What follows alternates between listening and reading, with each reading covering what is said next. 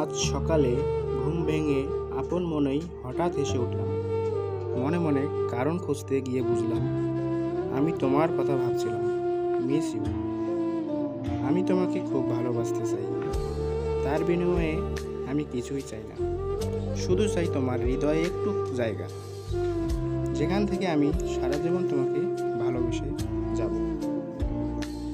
আমার জীবন যদি গোলাপ হয়, তার সুগন্ধ হলে তুমি, যার থেকে সেই গোলাপের কাঁটাগুলো সহ্য করার ক্ষমতা পাই আমি।